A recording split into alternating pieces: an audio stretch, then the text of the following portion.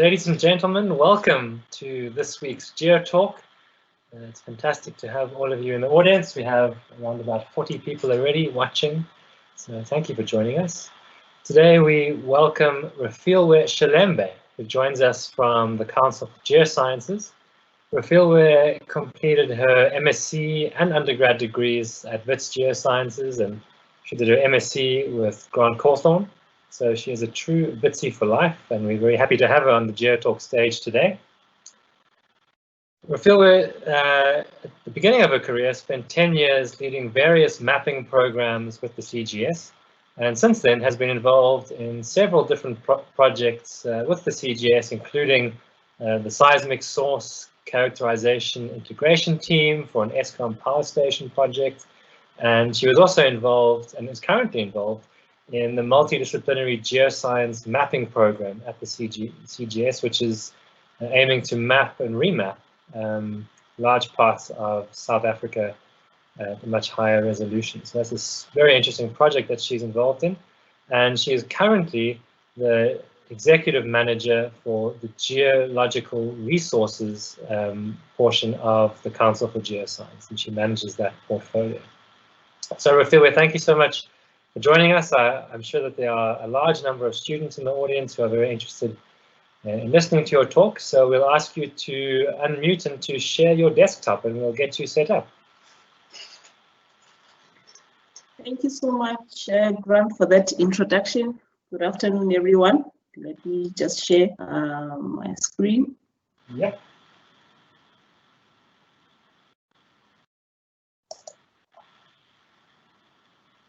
Does everyone see my talk? It's coming. Let's give it 1 minute, and it should be up, and I'll get your video quickly. Okay.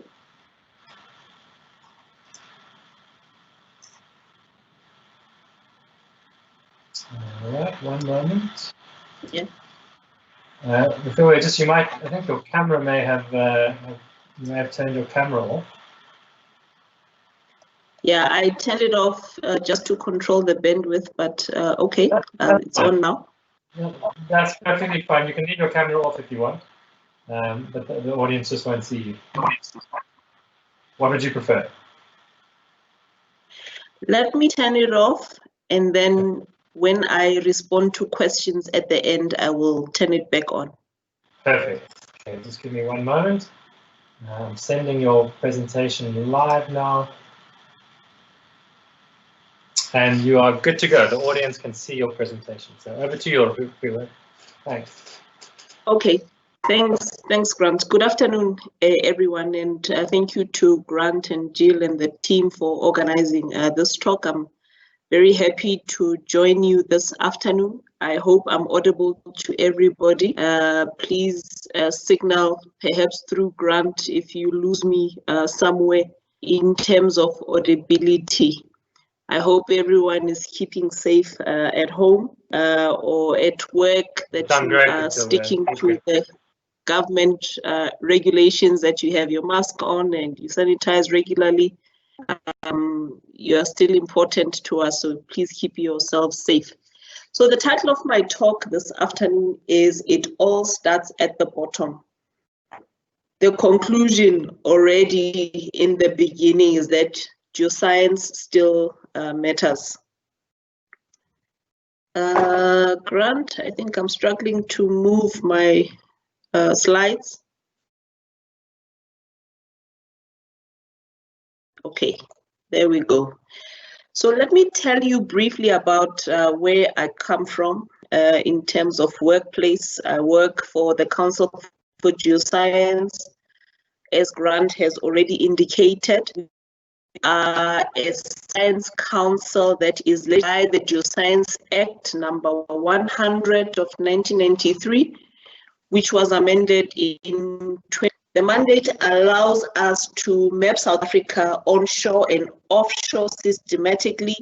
We do geoscience research. We have a duty to collect and curate all geoscience data in South Africa So in effect, we are the National Geoscience Repository of South Africa. One of the very important things that we do is that through the geoscience work that we do, we advise the state. We also manage several national geoscience facilities. Many of you may know that we have the National Core Library. I'm sure some of you have visited us. We have a museum, we have a book lab, we have a laboratory here in our offices. So we've been around for 107 years. We report to the Department of Mineral Resource and Energy. We run several interesting programs that include the mine water management, rehabilitation of ownerless and derelict mines, the shale gas project, geotechnical studies. We also have a duty to maintain the National Seismic Network. We have a vision, and that is prosperous and transformed society enabled by geoscience solutions. We have a footprint across South Africa. We have 6 offices. One of them is situated in Silverton here in Pretoria. That's where the head office is. The Council for Geoscience is formed by former surveys, 3 of them, and that happened in 1912. We have a staff complement of about 462 people.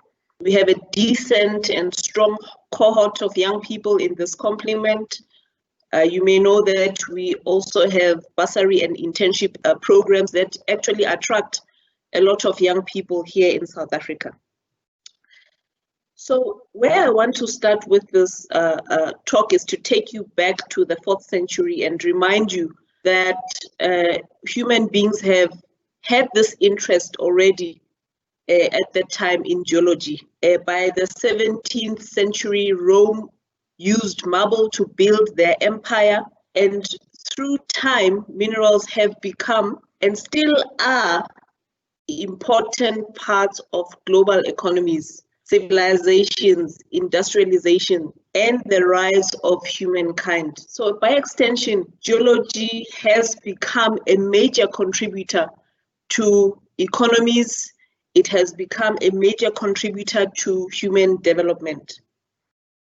On your left, or my left as well, already you can see in 1875, we have one of the oldest maps that was done by Edward Dunn. You can see that some of the features that he drew as early as the 19th century, you can recognize them in the recent maps. On the right on the screen is a map that the CGS has recently published, the 1 in a million map. It's free of charge. You can go to our website and have access and download that map. So you can see, even with the evolution of time, that geology has been the interest of societies, of people, of organizations. Musa Mabuza sometime last year coined this phrase, and he said that geoscience is the fulcrum of human development. And if you look back from the 4th century to now, we can see the contribution of geoscience from then to where we are now. The mineral industry of Africa is the largest in the world. We had about $1 billion captured in terms of exploration budget already in 2017. Of course, gold took a large share of that.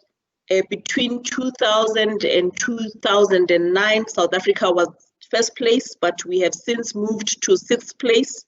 We have been overtaken by the Republic of Congo at a share of $269 million, and we lag behind Mali at $97.8 million. So we have fallen out of the global top 10 exploration expenditures in the world. But there's a very simple reason why this has happened. Let's come to where we are today with the COVID-19 pandemic exacerbating situations. We have global chaos.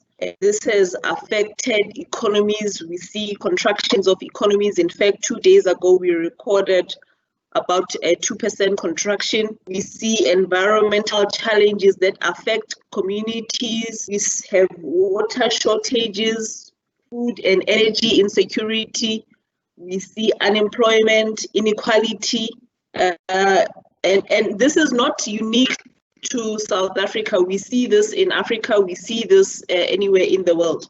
So this clearly shows that we still have a lot to do, and whatever it is that we have to do, we have to do a lot of. In say 2007 to about 4 years ago, South Africa has not seen tier 1 or tier 2 discoveries. We have not made those big bang discoveries, particularly onshore. But the good news is that we still have geoscience. And I have the confidence, together with many other South Africans, that there are still minerals to be found. So we need to roll up our sleeves and literally be on the ground and do geoscience, do geology, so that we can make these discoveries to turn things around. In 2019, during the budget vote, Minister Gwede Mantashe, he was the Minister of Mineral Resources then. He's now the Minister of the new merged department, Mineral Resources and Energy. He said these powerful words that mining is a sunrise industry. And I quote, "We must prospect, explore, and exploit the world-class mineral deposits that we have." So where we are now, we have dipped to capturing less than 1% of the global exploration share. We have a target that Minister has set for us, a target of a minimum of 5% in order to capture that global exploration share. At the time of the speech, I think the figures were about $10 billion, but because of the COVID-19 pandemic, things have sort of gone downhill. We are now at about $6.8 billion. But that is besides the point. The point is that we still have to capture a minimum 5% of this share. So the point I want to make here is that we still have a lot of work ahead of us. In order for us to reach that target of 5% and more, we have a lot ahead of us. Some of you may be aware that the 6th administration has put together 7 bold priorities. The first one, and I think many people agree, the most important one is that we have to build a capable, ethical, and developmental state. We have to transform our economy, create jobs, look at education, skills, and health, consolidate the social wage through reliable and quality basic services, spatial integration, human settlements, and local government, social cohesion, and last one, a better Africa and the world. The ones that I have highlighted in red are the ones that geoscience can directly contribute to. The ones that, the 2 remaining ones, perhaps we can contribute to some extent. But the ones that are in red, that's where our focus should be. So we need to start internalizing these priorities so that when we design our programs, we have this in mind. For example, when universities develop their curricula or syllabus, they have to have this in mind, that this is where we want to go as South Africa. We want to be a capable and we want to be a developmental state. When companies or science councils put together their annual programs, these 7 priorities, and for us in geoscience, 5 of them have to be the backbone of our plans. So the time for doing research for the sake of doing research, I'm afraid to say, has long passed us. So whatever cent that we spend on research, that research must be responding to societal challenges. That research or that project must be responding to imperatives that government has indicated for us. So we already have marching orders. We have no excuse. We have been given a mandate, and ours is to roll our sleeves, get on the ground, and do what we need to do. So one of the ways in which the Council for Geoscience contributes to these 5 bold priorities, 5 out of 7, is through a mapping program. We have an exciting mapping program, as Grant indicated at the beginning. It's called the Integrated and Multidisciplinary Geoscience Mapping Program. The essence of this program is really to assist the government in addressing the developmental imperatives. We want to map South Africa in detail, high resolution. Of course, we will use various disciplines, geophysics, geology, geochemistry, you name them. We want to generate high quality geoscience data at a scale of 1 in 50,000. And we want to use these data, of course, with the help of key stakeholders, to attract investors, to indicate to investors that 1, we know what we have in South Africa. 2, we understand the risks that are related to programs that they will be bringing here. For example, if we present geoscience data, we have already de-risked those areas, and investors are happy to scoop up projects where they are confident that the risk is low. We plan to cover the whole of South Africa with this program over 10 years, and we know that we are not going to do this alone. We need the help of universities through various collaborations. We need the help of other key stakeholders in order for us to realize this program.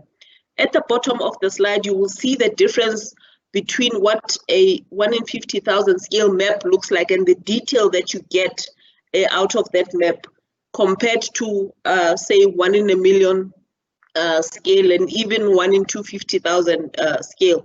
So the big idea here is to illuminate that detail so that those who want to have mining projects, even those who want to build infrastructure, are aware of what the ground is like. This is, I'm sure everyone knows, this is an exploration triangle. What I want to demonstrate here is that the bottom section of this triangle, the pre-competitive section, is up to us, science councils, universities, and other interested parties, generators of geoscience knowledge, so that we can help those who want to get to the apex where deposits are now developed into mining projects. So I think everyone agrees that geoscience maps provide very critical information for mineral development, but not that only, for things like geohydrology, infrastructure development, agriculture, geohazards, etc.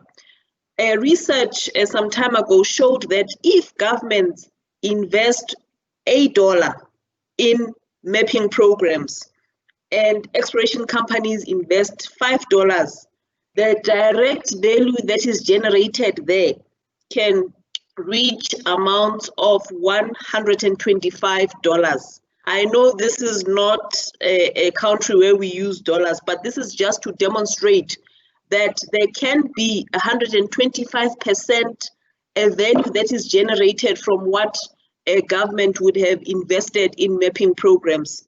Another study shows that if we spend $1 in hazard mitigation programs, and for us, the Council for Geoscience, there would be geohazard mitigation programs, we can save about $4 and that $4 can be reprioritized.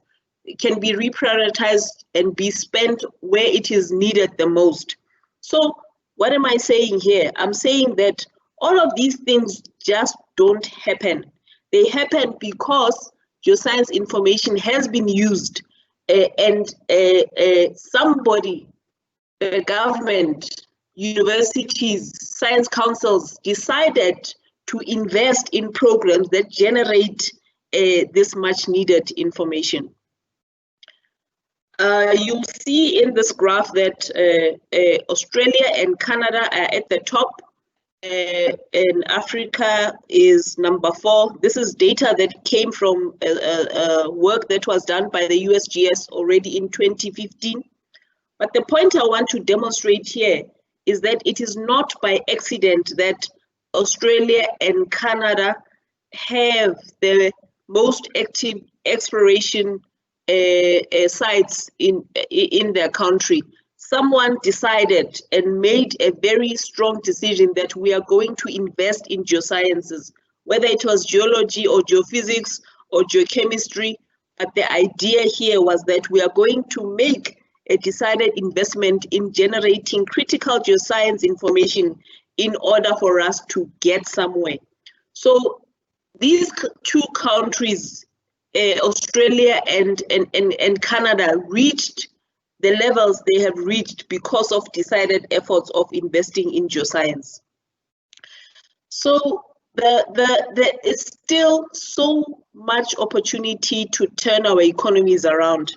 We have minerals that can be classed as minerals of the future for purposes of energy security, food security, enhancing our blue economy, and also making prudent decisions to enhance our infrastructure development. I'm sure I'm already talking to people who know this. Battery minerals are minerals of the future, lithium. I've put coal there deliberately. So we in South Africa have coal, and it will not be wise of us not to use the resources we have in order to boost our economy. But for purposes of a cleaner environment, for purposes of ensuring that we stick to a low carbon economy, that we try as much as possible in reducing our carbon footprint, we have to use coal responsibly. We have to burn coal responsibly. We have phosphate deposits here, dolomites, for food security, for fertilizers. I'm sure everyone will have something to eat when they go to sleep tonight because of some farmer somewhere, but they need assistance in order to make sustainable farming. Limestone or aggregates for building. In terms of the blue economy, we have diamonds, heavy minerals, oil and gas that can be generated there, even massive sulfide deposits.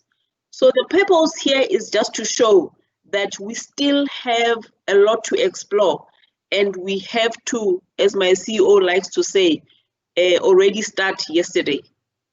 Geoscience is not just for minerals. We use geoscience for water and environmental security, developing geoenvironmental models, coming up with environmental interventions to remedy particular problems, diversification of land, ensuring that there is prudent monitoring and auditing of the environment, aquifer characterization, and carefully assessing groundwater vulnerability. I mean, these are just a few things that I've listed here, and the list can obviously be expanded.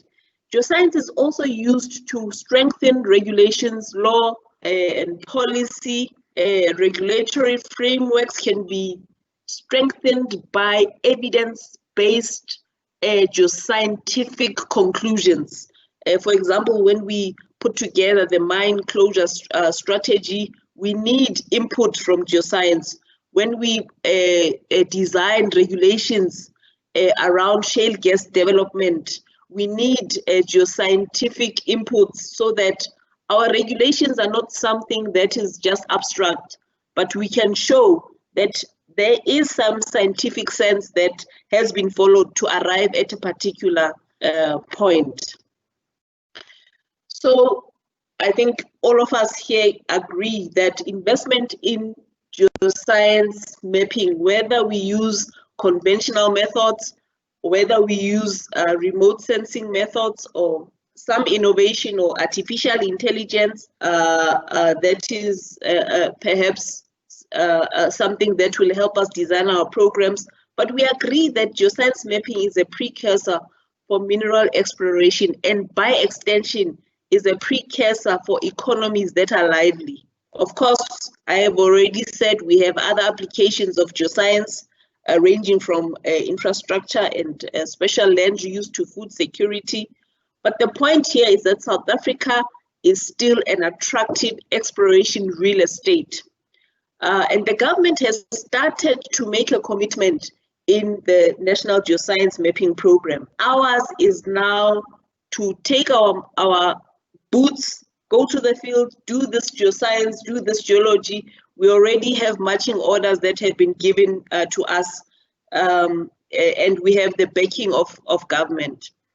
The beautiful thing about all of this is that we have a playground, and our playground is a special playground. This slide is demonstrating to you the coverage of South Africa. So we have land onshore, of course, and we have a jurisdiction offshore. So you can see that the work that we have done offshore is very minimal. We do not know enough about our offshore territory. So we have a lot of work to do. So the playground is ours for the taking. The blocks that you see in red are areas where the Council for Geoscience will be working. But the point of this slide was to show you that there's a lot of playground for us. So what we then need to do in order for us to get to a point where we can look back and be proud of the work that we have done, we have to move away from silos. We have to, as far as possible, internalize this culture of using other disciplines. What we have started to do is adopt the multidisciplinary view of things, but where we want to go is transdisciplinarity, where we look at a cohesion of various disciplines, and where we also have the needs of stakeholders, excuse me, as our compass, so that we do not do the work just for doing the work. South Africa has a marvelous plan. It's called the National Development Plan, Vision 2030. It's free on the internet. If you go and search for it, you'll get a copy for yourself. I recommend that those who have not, please grab a copy. It's free of charge. And the vision statement of this plan says that we, the people of South Africa, have journeyed far since the long lines of our first democratic election in 1994, when we elected a government for all of us. We began to tell a new story then. We have lived and renewed that story along the way. Now we are in 2030. We live in a country that we ourselves have made, that we ourselves have remade. And this is one of my favorite slides in many of my presentations. So now we are in 2030. We look back and we see that the work that we have done, the investments that we have made in geoscience, we have now grown the economy 3 times. We have now electrified 90% of South Africa. We have improved rural economies. We have improved education levels. We have traded with more people. We have improved our trading capacity. We have doubled that. We have a healthier society. We have a smaller carbon footprint. We have improved how we respond to the environment in terms of the activities that we do.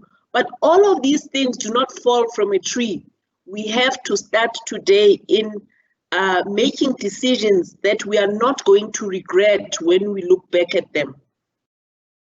So going forward from today or from yesterday, because we are already late, we do not have a lot of time until we get to 2030. We need to start planning better, especially planning together. We need to maximize efficiency.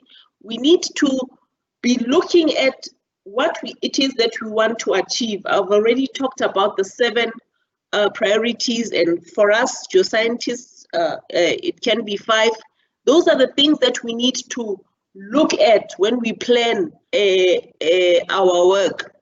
We need to always remember that what we do will affect others, and even beyond that, what we do will go into the future. So we need to start thinking about how systems relate to one another. One of the examples I like to give here is that when universities plan their career, they plan on their own. The industry who end up being the users of what universities have generated were not there when those plans were made. So I think one of the things that we should start doing is sitting around the table together and start making plans that are going far. They say that if you want to go fast, you can go alone. But if you want to go far, we have to go together. So there's nothing stopping us in planning together, especially where it matters the most. We also need to have a regional approach. One of the very important new currencies is collaboration. And I think as human beings, we have neglected the beauty that comes with collaboration, or we have neglected the investments, the fruits that come with collaboration. But it's not too late to start. We need to start thinking about how each of us can bring our own strengths to the table so that we make a better South Africa. So I'm concluding my talk now, and I'm saying that geoscience does not only rock, excuse the pun, but it still matters. It is a fundamental part of our lives. We cannot continue to ignore it, or we cannot not invest in it, whether we are government or whether we are surveys or whether we are universities. It is still relevant in addressing the grand challenges that we have here in South Africa. And I'm sure we are not the only ones who are experiencing grand challenges. This is a phenomenon that is experienced all over the world. It is still relevant, especially in a rapidly changing world, in an uncertain world. So the question is this: what will your contribution be? Whether you are still a student, what will your contribution be? If you're a lecturer, what is it that you're bringing to the table? If you are an employer, perhaps you own an exploration company, or you own a mining company, or whatever it is, what are you bringing to the table? This is a quote that comes from June Jordan. It says that we are the ones we have been waiting for. It was a phrase that actually came during the 1954 Women's March, when they were marching for Dompas on the 9th of August. Although it was coined then during an oppressive environment, today we are not oppressed, but this quote applies very much to us, that we are the ones who we have been waiting for. Nobody is going to come from anywhere to come and make South Africa better. it is our responsibility. So to the geoscience students who are currently registered, or the early career professionals who are just beginning their careers, there is still so much for us to do to turn our economies around. And you are one of the keys to help us do that. To employers or teachers or mature professionals, hold somebody's hand and try and guide them through this journey, support them and incubate them. The point here is that all of us have to do our bit for a better South Africa. So going back to where I started, that it all starts at the bottom. And the bottom for us is not, how do I put this? It's not an unrespectable place.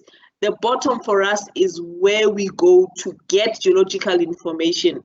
The bottom for us is where we go to conduct the surveys that we do. The bottom for us is to go when we have soil sampling campaigns. That is our bottom. But that bottom is going to help us change South Africa in the long run. So we have a lot ahead of us. And of course, we accept that there are challenges. Things are not as smooth as we want them to be all the time. But there's still an opportunity to turn things around.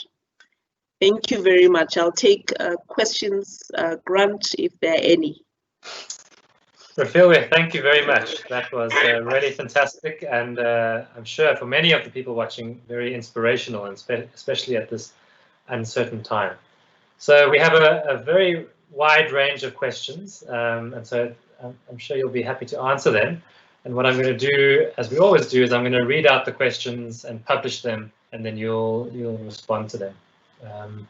If you do leave a question for us, just put your name there so we can tell Refilwe who's asking the question. The first is just a comment, a wonderful comment from Moza Mabuza, your boss, to say thank you for a fantastic presentation with emphasis on the significance of geosciences to human development. And I think we can all echo those thanks for that great talk. Here's a question which I think is very important given some of the things you mentioned, and it's from Anonymous. What is the Council's status on the data policy?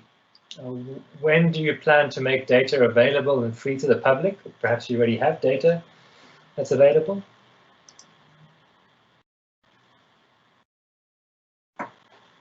Refilwe, you'll have to unmute. Okay. Do you want to ask the next question, or do I answer after each question? Can I take a round?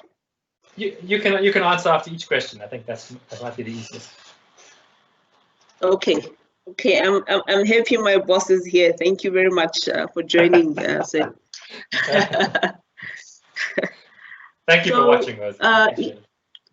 In terms of the data policy, the Council for Geoscience has a data policy that has been approved. What we thought was prudent to do was to develop a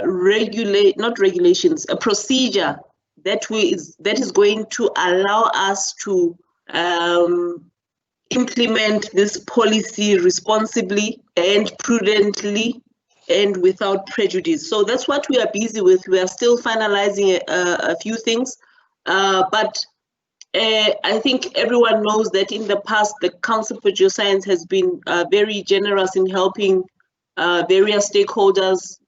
People come to the CGS, they need access to the core shed. That's another way of accessing data, or they have online requests. So we had a moratorium for a period of time whilst we were ordering our steps, whilst we were putting together the data policy. So that part has been done. The only thing that is left is just to finalize that procedure that will allow us to serve our stakeholders in a satisfactory manner. There are areas where we have, of course, looked at various cases on their merit. So we have not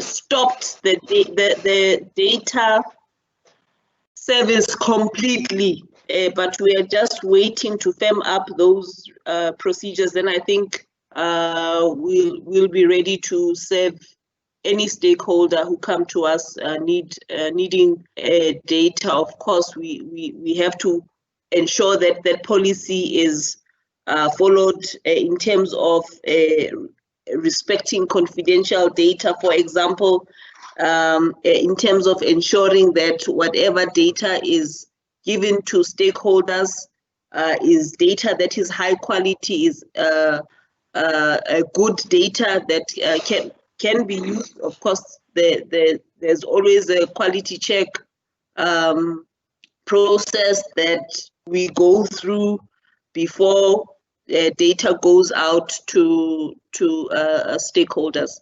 I don't know if Mr. Mabuza wants to say a few things or not before we close this question. Unfortunately, he won't be able to say anything. He could type something though, if he wants to, and and we can communicate that way. I'm going to move on to the next question though. I think that was a great answer, Refilwe. Thank you. This is also from Anonymous. What is the status of the state-owned mining company, African Exploration Mining and Finance Corporation, and what is its relationship to the council?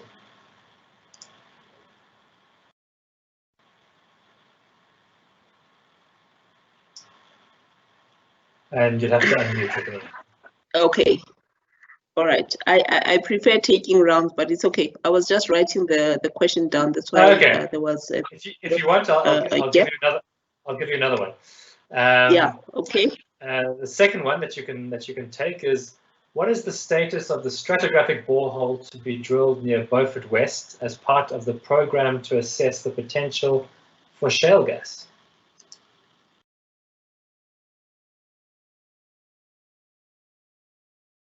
All right, thank you for the. Let me start with the last one, the status of the ultra deep borehole, where we are as the Council for Geoscience. So, I think it is important to say this at the beginning, that stratigraphic borehole is meant for research purposes. It is meant for us to be able to finalize our geo-environmental model development that will be used to inform the regulatory framework around shale gas development in South Africa. So all the data that has been generated from the shallow boreholes that we have drilled, from the monitoring surveys that we have done, up to this ultra deep borehole, is meant for us to ensure that by the time South Africa is ready to develop shale gas, we know that we have strong regulations that are going to assist people who will be doing the shale gas development to do so in a safe manner. So the whole purpose is to ensure that the environment is safe, not only in terms of groundwater, but also in the environment in general. So I think that's an important point to capture. So where we are now, I've indicated that we have drilled several shallow holes. We have also drilled up to depths of 1,400, and we are getting ourselves ready to drill the 3.5 kilometer deep borehole. So we are in the process of now mobilizing. We have a competent service provider that we have secured, so we are mobilizing. We'll be drilling in the very, very, very near future. We are excited to implement this program because we know how much it means to South Africa as an economy. So say in about 12 years, we'll be looking back and looking at the success program that South Africa has implemented in drilling this ultra deep borehole. So we are mobilizing now to answer that question in short. The question on the status of the African mining company. So maybe let me say this. So the Council for Geoscience is a science council that reports to the Department of Mineral Resources and Energy. The department has various science councils or others that are simply state-owned enterprises that belong to the department. So the relationship between the Council for Geoscience and the State Mining Africa for now is that we are like sister companies in one department. Let me answer it that way. Let me answer it in short that way. In terms of what the status of the African mining company, I'm not too sure in what way, whether it exists or not. Perhaps the person can elaborate on the question. I think you've answered it. If that person does want to clarify, they can just type that in for us. But I think you've addressed that quite nicely, Refilwe. I think there are two other questions that I think are really useful for you to discuss, and the first one comes from Jill Drennan. Thanks for watching, Jill. This is more of a comment, I guess. Geoscience department curricula are evaluated by the Minerals Education Trust Fund annually. Is there a dialogue currently between the METF and CGS? Because this would address some of the aspects you were talking about in terms of, looking at curricula and transferring that into industry. So Jill's just wondering what dialogue there is between the METF and CGS. And so we'll publish that question, Refilwe, and then I'll give you another one. I'm not sure who this is from because it says anonymous, but thank you very much for the presentation.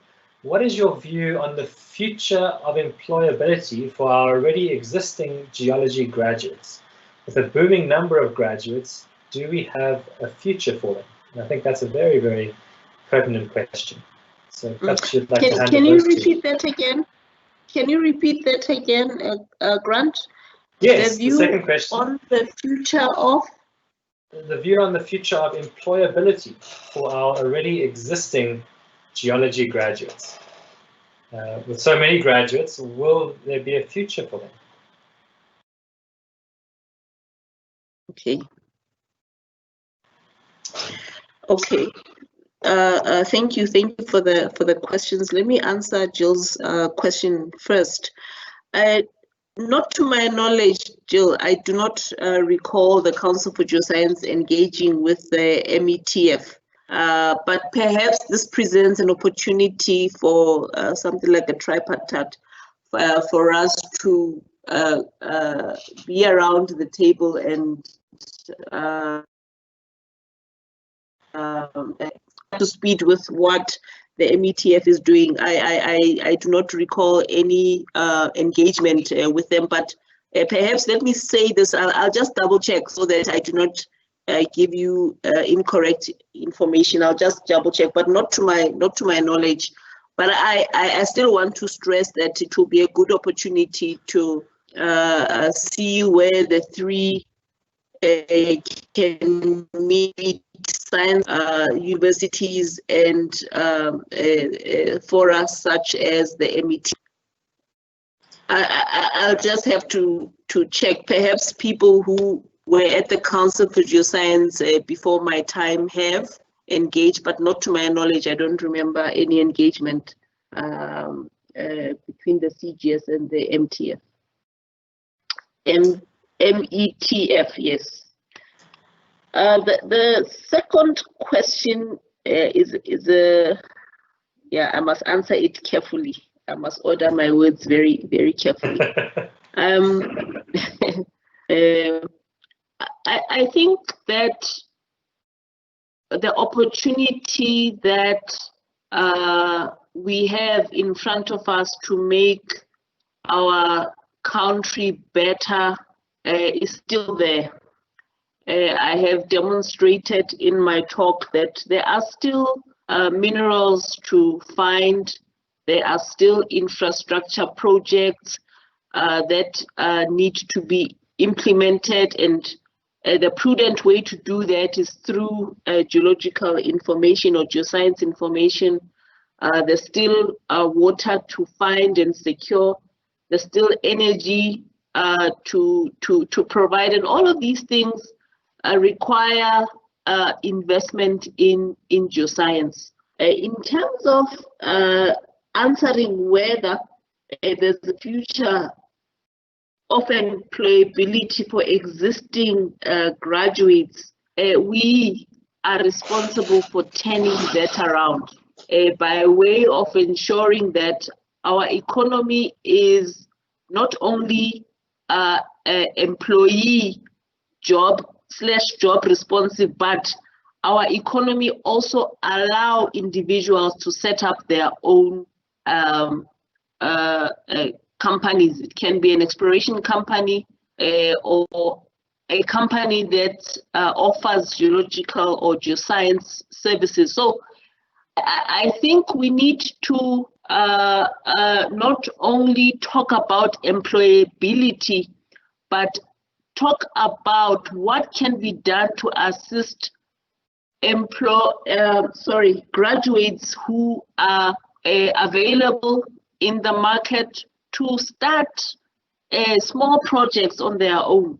But to answer this question in short, and I don't want to be too long, otherwise I'm going to paint myself in a corner. The answer to this question is that it's up to us. So we have to put our heads together, come up with strategies to increase employability, and there are various ways those that can be done to ensure that there are opportunities for young people like yourselves to start their own projects and not necessarily work for somebody somewhere, but be the ones who offer those services to people who need them. So we are the ones who have to come up with those plans. And I know that we have been socialized in a way that says go to university so that you can be employed, and there's nothing wrong with that. I myself am employed, but now we need to re-look at the strategies that we have applied, see if they have worked or not, and if they haven't, how can we mitigate, how can we apply corrective measures? If they have worked, how can we improve them? There is still a lot of geoscience to do, and I am certain that graduates who have newly gotten into the market, whether they're looking for jobs or not, can be absorbed in some of those programs, and it may not necessarily be an absorption at the Council for Geoscience. There are other areas where geoscience applications can be employed, but the future does look bright if we want it to be bright. Wonderful. Thank you for that. I know I've gone positive. Yeah, I'm saying I know I've gone to town to try and answer this question. It's not an easy question. It needs a panel of experts to answer it. But I think the future is bright for South Africa. We are the ones we have been waiting for. Thank you. I think you've answered it very well, and it is a very important question. You're right. I'm going to ask two more questions just to end off here. And the first one is from Motlaki Molabe, who's an MSc student at University of Free State, and I think it's also a very important question for the students in the audience. How can a final year MSc student start contributing towards the 7 priorities of the 6th administration that you mentioned? And then I'll mention one more question for you, Refilwe. Yes. And this is also from Anonymous. What are some of the key milestones achieved by the CGS with regards to making an impact in poverty-stricken areas? For instance, what role does the CGS play in addressing the water shortage crisis in South Africa?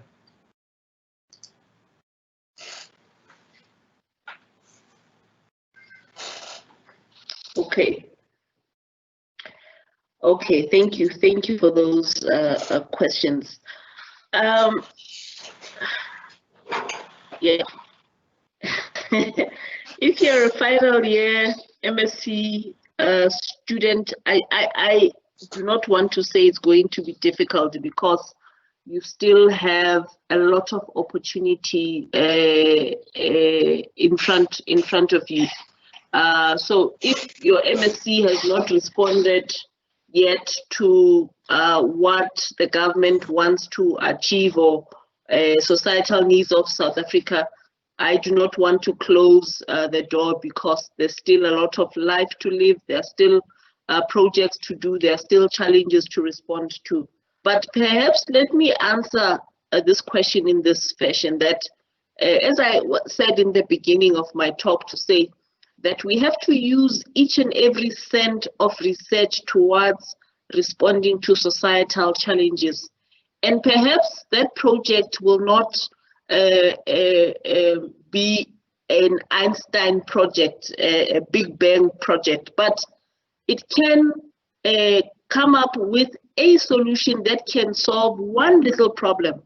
And I want to submit that that solution would have moved the scale just a little bit. And it's okay, because economies are changed, economies are improved incrementally. So we are not going to change our economy in one day.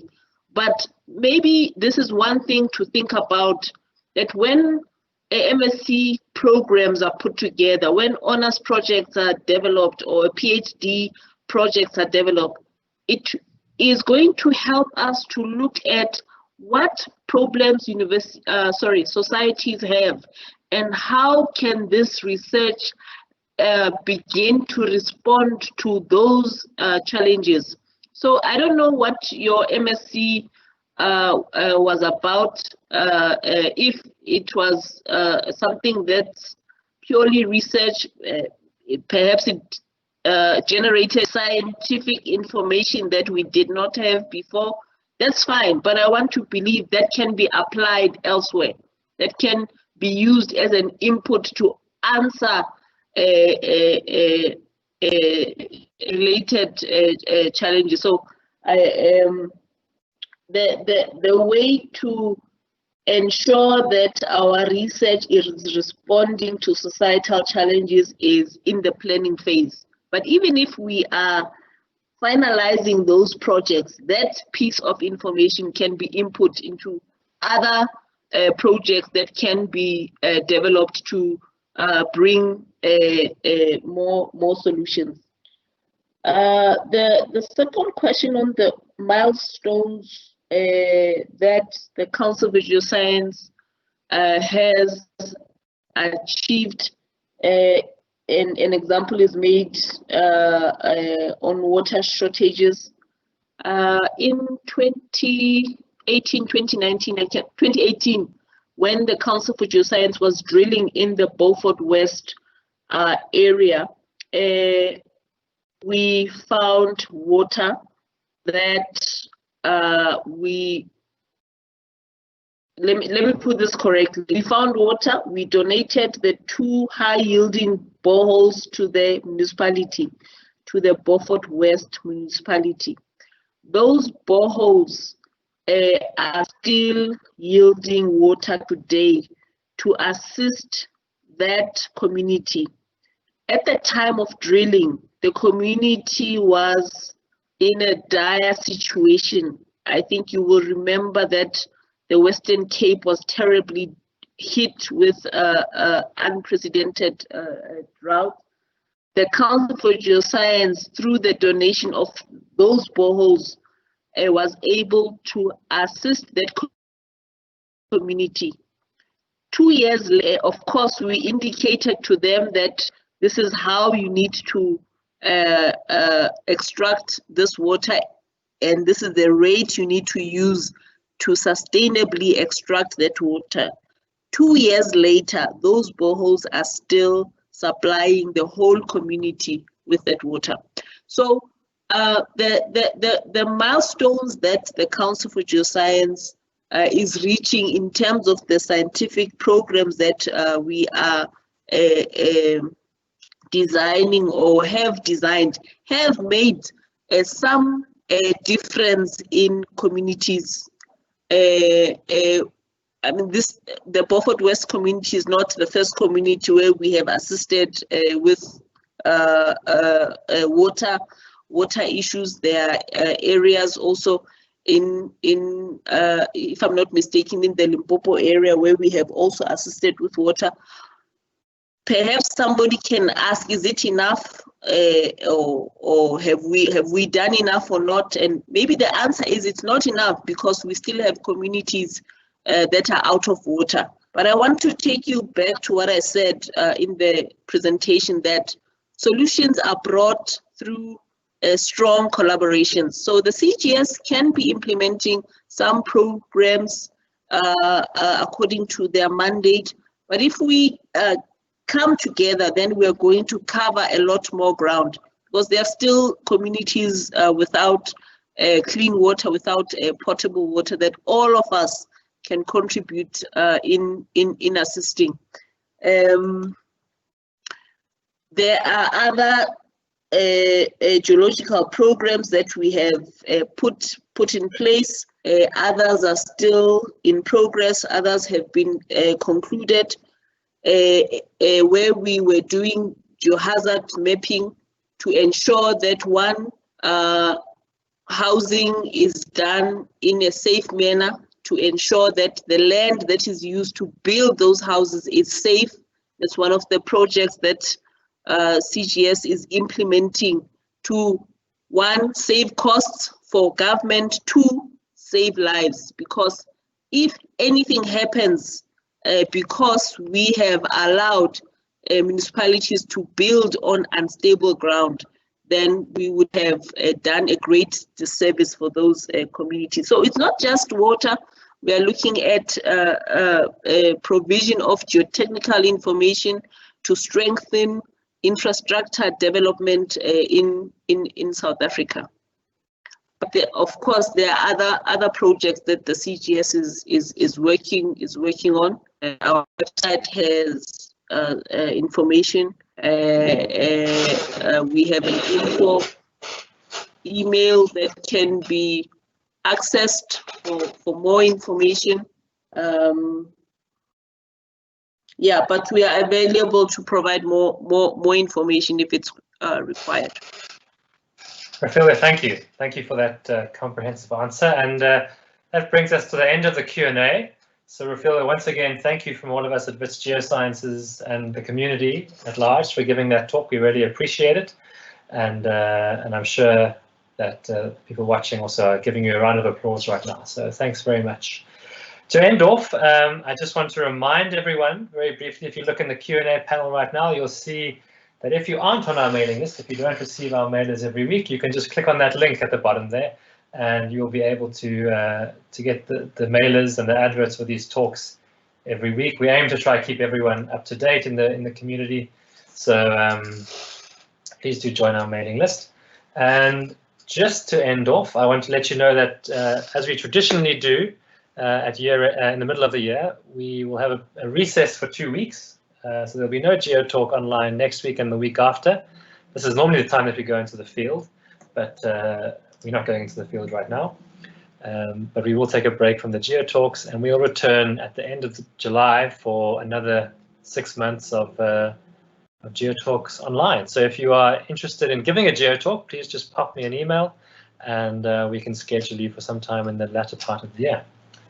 Thanks to everyone for watching, and we will see you in 2 weeks' time for the next round of Geotalks. Go well. Bye-bye. Thanks so much, Grant. Thanks, everyone. Good evening.